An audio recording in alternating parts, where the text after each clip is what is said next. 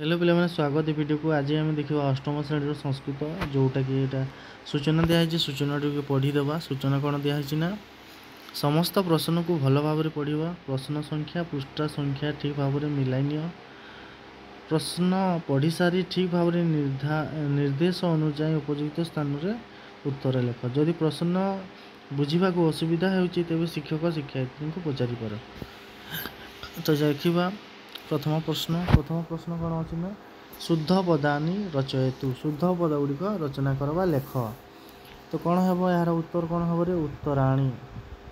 उत्तराणी प्रथमटा उत्तराणी। तो द्वितीयटा देखा ताहले भारतस्य। प्रथम कौन हम भारतस्य। द्वितीय तृतीय देखा ताहले कौन हम ना समर्पितवान। समर्पितवान समर्पितवान है। देन देखा आम संधि विच्छेद कृतः। संधि विच्छेद करवा कश्चित् कह जुग चित कश्चित् होगला है। नेक्स्ट कौन अच्छी ना कश्चित् पर नागो अपि। नागः जुग अपि ओडिया रे लिखिले भी हो। नागः जुग अपि नागो अपि अतीव अतीव अतीव है। देन 3 नंबर अच्छी अति इव है। देन अनुच्छेद पठित्वा संक्षेपणे उत्तर स्व मातृभाषा लिखत। अनुच्छेदटी पढ़ी स्व मातृभाषा उत्तरटी लिखा। अनुच्छेदटी पढ़ा कौन लिखाई एकदा शिक्षक श्रेणीगृह गतवान छात्रां कथितवान अरे छात्रा सर्वे शृण्वन्तु विद्या विनयं ददाति या विनय स गुणवान भवति। धनं दानेन लिख्यते किंतु विद्या दानेन वर्धते। निरंतरम अभ्यासेन परिश्रमेण वाजः विद्यालाभ करोति सः धनलाभ योगः भविष्यति। विद्वान् जनः सर्वत्र प्रशंसा सम्मानं च प्राप्नोति। यस्य विद्या नास्ति सः सर्वदा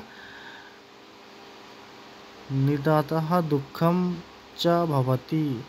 विद्याधनं सर्वोधन प्रधानम् अतः सर्वे मनोयोगेन पठन्तु शिखतु शिखनश्च भवतु सुखिनश्च भवतु। तो ये अनुच्छेद पढ़ला। अनुच्छेद पढ़ला पर यार आंसर करवा। तो प्रथम क्वेश्चन देखा ताले विद्या किम ददाति। विद्या कौन दाई थे ना विद्या विनय भाव प्रदान करते। विद्या विनय भाव प्रदान करते। ख नंबर देखा ताले विद्या किमर्थम प्रदानम धन भवति। विद्या धन प्रदान करने किपरि सहायक होते। आंसर कौन हम आंसर टी हम विद्या अन्य को दान कले बढ़ी थाए किंतु धन संपत्ति दान कले कमी जाए। एणु विद्या प्रधान धन अटे। किमर्थ प्रधान धन भवति माने किपरि प्रधान धन अटे। ग देखा ग कौन अच्छी कीदृशः जनः निंदितः भवति। कीदृश किपरि जन लोक माने निंदनीय अटंती। जहार विद्या बा ज्ञान न थाए सेहिपरि व्यक्ति निंदित हो पारे। जहार विद्या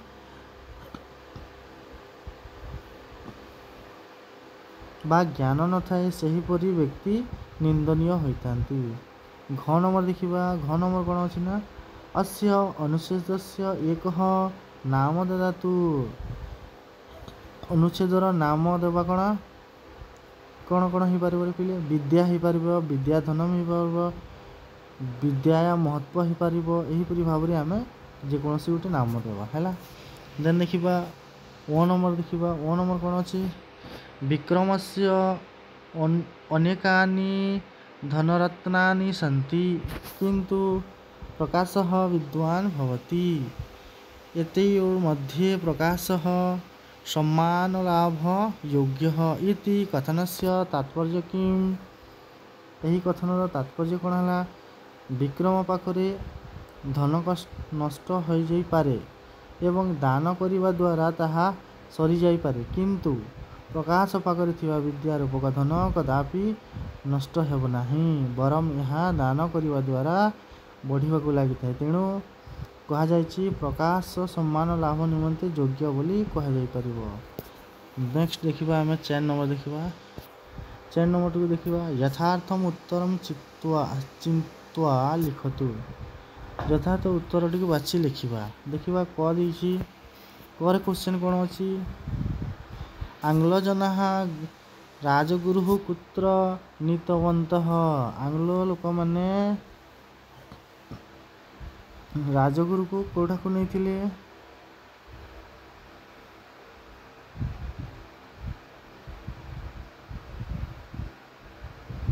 ଖୋର୍ଦ୍ଧାଗଡ଼ ହେଲା।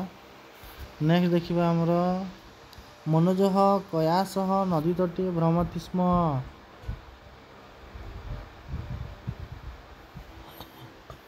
ମନୋଜଃ କାହା ସହିତ ନଦୀ ତଟରେ ବୁଲୁଥିଲା? ନା ମା ସହିତ ମାତୃଣ ସହ।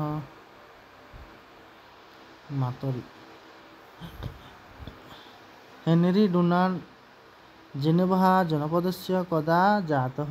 ହେନରୀ ଡୁନାଣ୍ଟ ଜେନେଭାରେ କେଉଁ ମସିହାରେ ଜନ୍ମଗ୍ରହଣ କରିଥିଲେ? ଖଞ୍ଜନ ମାତୁ ମନସି କିମ୍ ଆଗଚ୍ଛତି। ଖଞ୍ଜନ ମାତାଃ ମନସି କିମ୍ ଆଗଚ୍ଛତି? ଈର୍ଷା। ତାପରେ ଦେଖିବା ଆମେ ନେକ୍ସଟ କ୍ୱେଶ୍ଚନ୍ ଉତ୍ତରମାଲା ଦେଖିବା।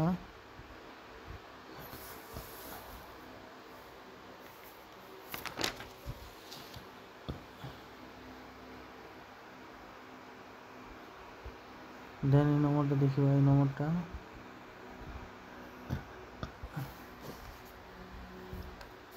କ ସ୍ତମ୍ଭ ମିଳନମ୍ କୃତ୍ୱା ଲିଖତଃ।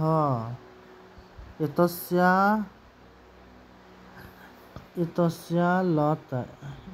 କ'ଣ ହବ? ଏତସ୍ୟା ଲତାୟା ତ୍ୱମ୍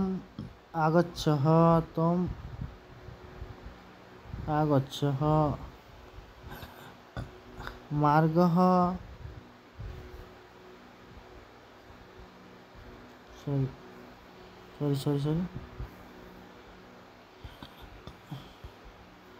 ଏତସ୍ୟା ବିଶ୍ୱାସ ତ୍ୱମ୍ ପରିତଃ ମାର୍ଗଃ ଲତାୟା ମାତରି ଆଗଚ୍ଛଃ। ଏହିପରି ହେବ ନା।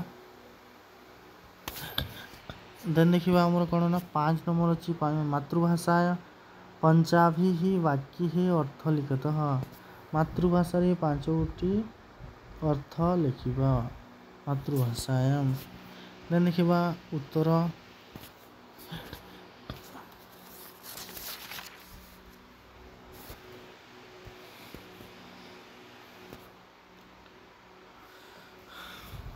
ଦେନ୍ ଦେଖିବା ଏଥିରେ ଅଳ୍ପା ମନସି ଗତେ ଶୋକମ୍ ନ କୁର୍ବତି। ରେ ଯେଉଁ ଶ୍ଲୋକ ଅଛି ଶ୍ଲୋକକୁ ପୁରା ଲେଖିଦେବ ଛୁଆମାନେ। ଦେନ୍ ଦେଖିବା ଆମର ମାତୃଭାଷାୟ ଅନୁବାଦ କୃତ। ମାତୃଭାଷାରେ ଅନୁବାଦ କରହ। ତସ୍ୟ କ୍ରନ୍ଦନେ ଶ୍ରୁତ୍ୱା ଛାତ୍ରାଃ ଅପି କ୍ରନ୍ଦିତବନ୍ତଃ। ତାଙ୍କ କାନ୍ଦିବା ଦ୍ୱାରା ଛାତ୍ରମାନେ ମଧ୍ୟ କାନ୍ଦି ପକାଇଲେ। ଆରୋହଣ ସମୟରେ କସ୍ୟାପି ହି ବଚନମ୍ ଶୃଣୁୟା। ଚଢ଼ିବା ସମୟରେ କସ୍ୟାପି କାହାରି ବଚନ ଶୁଣିବ ନାହିଁ। ତଥୈବ ତ୍ୱଂ ମା ବିସ୍ମରିଷ୍ୟତି। ତମକୁ ସେହିପରି ମା ସ୍ମରଣ କରୁଛି। ଅନନ୍ତରମ୍ ସହ ତତ୍ର ଏବ ଶିକ୍ଷକ ଅଭବତ୍। ଅନନ୍ତର ତାପରେ ସେଠାରେ ମଧ୍ୟ ସେ ଶିକ୍ଷକ ହୋଇଗଲା।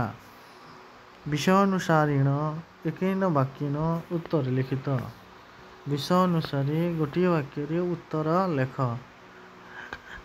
ରାସାୟନିକ ସାରସ୍ୟ ପ୍ରଯୋଗ ଦ୍ୱାରା କା ଦୂଷିତ ଭବତି। ରାସାୟନିକ ସାର ଦ୍ୱାରା ପ୍ରଯୋଗ ଦ୍ୱାରା କ'ଣ ଦୂଷିତ ହୋଇଥାଏ? ଲେଖିବ। ରାସାୟନିକ ସାର ପ୍ରଯୋଗ ଦ୍ୱାରା ଭୂମି ଦୂଷିତ ହୋଇଥାଏ। ମୁକୁନ୍ଦ ଦେବସ୍ୟ ମନ୍ତ୍ରୀ କଃ ଆସୀତ୍। ମୁକୁନ୍ଦ ଦେବସ୍ୟ